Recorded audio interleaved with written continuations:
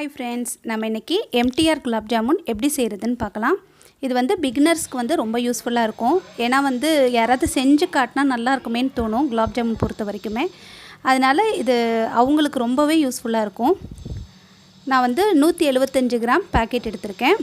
இது 800 கிராம் அளவுக்கு சர்க்கரை போட சொல்லி அதில் போட்டிருப்பாங்க. ஆனால் 800 கிராம் ரொம்ப ஓவராக இனிக்கும், அவ்வளோ தேவையில்லை. நான் இதை 1/2 கிலோ சர்க்கரை தான் நான் போட்டிருக்கேன். 500 கிராம் இந்த ஒரு பேக்கெட்டுக்கு போதுமான அளவு. அது ஒரு கப்பில் போட்டு அளவு எடுத்துக்கலாம். இப்போ 1 கப் அளவு சர்க்கரை வருது. 1 கப்புக்கு 1 கப்பு தண்ணி ஊற்றலாம். ஆனால் அதுவுமே ரொம்ப இனிக்கும். நான் 1.25 கப் அளவுக்கு தண்ணி ஊற்றிருக்கேன். அது கரெக்டான இனிப்பு இருக்கும். நீங்கள் நல்லா ஸ்ட்ராங்காக இனிப்பாக இருக்கணும்னு நினச்சிங்கன்னா நீங்கள் 1க்கு 1 ஊற்றிக்கோங்க. 1/4 டீஸ்பூன் அளவுக்கு ஏலக்காய் தூள் சேர்க்குறேன்.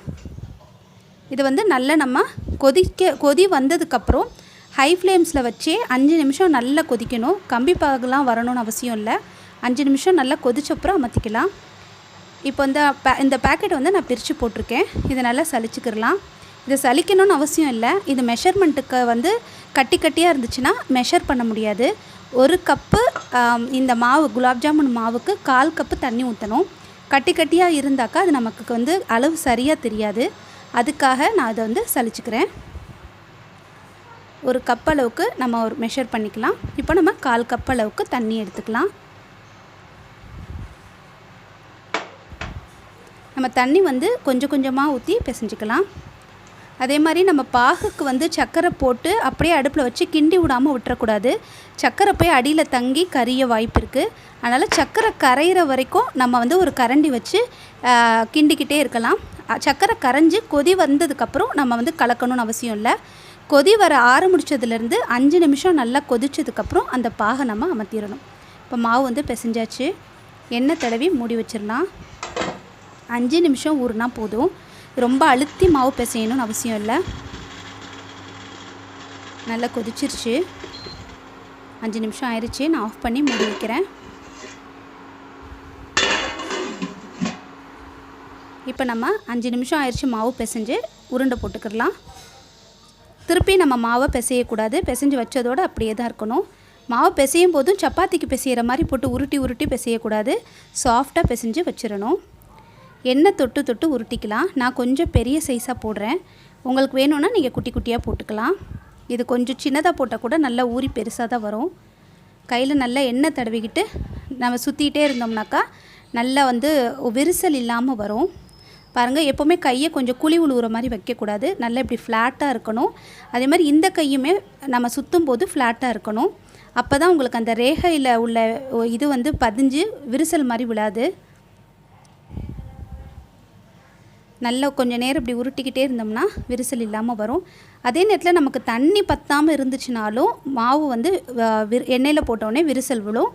இன்னொன்று நம்ம உருட்டி வச்சு ரொம்ப நேரம் ஆயிடுச்சுனாலும் நமக்கு விரிசலாக விழ ஆரம்பிச்சிரும். அதனால் நம்ம போட்டு உடனே நம்ம பொரிக்கிற மாதிரி வச்சுக்கிறணும். எண்ணெய் காஞ்சிருச்சு. மீடியம் ஃப்ளேம்ஸில் வச்சு நல்லா நம்ம முருவை விட்டு எடுத்துக்கலாம். முடிஞ்ச வரைக்கும் கனமான சட்டியாக இருந்துச்சுன்னா நீங்கள் சிம்லேயே வச்சே முருவை விடுங்க. இப்போ நம்ம முருவுனதை உடனே தூக்கி அந்த பாகில் போட்டுறக்கூடாது.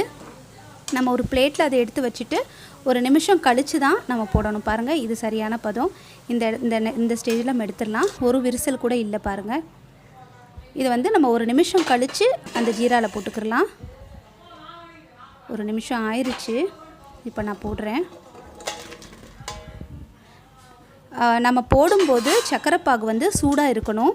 ஆறி இருந்துச்சுன்னா நீங்கள் இன்னொரு வாட்டிக்கு நல்லா சூடு காட்டிட்டு அப்புறமா போடுங்க.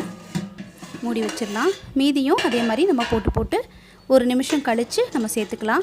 நம்ம உடனே பொரிச்ச உடனே இதில் போட்டோம்னா ரொம்ப குழஞ்சி போயிடும். நம்ம கரண்டி விட்ட உடனே பிஞ்சிரும். அதனால் நம்ம 1 நிமிஷம் கழித்து போட்டோம்னா உள்ளே நல்ல பஞ்சு மாதிரியும் வெளியே கொஞ்சம் நல்லா ஸ்ட்ராங்காகவும் இருக்கும். பாருங்கள், போட்ட உடனே முதல் போட்டதெல்லாம் ஊறி நிற்கிது. ரெண்டாவது போட்டது கொஞ்சம் முங்குற மாதிரி பார்த்துக்கோங்க. பெரிய பாத்திரமாகவும் போட்டுக்கோங்க. அது நல்லா பெருசாகி வர்றதுக்கு இடம் வேணும். 1/2 மணி நேரம் ஊறட்டும். ஊறினதுக்கப்புறம் எப்படி இருக்குன்னு நம்ம பார்த்துக்கலாம்.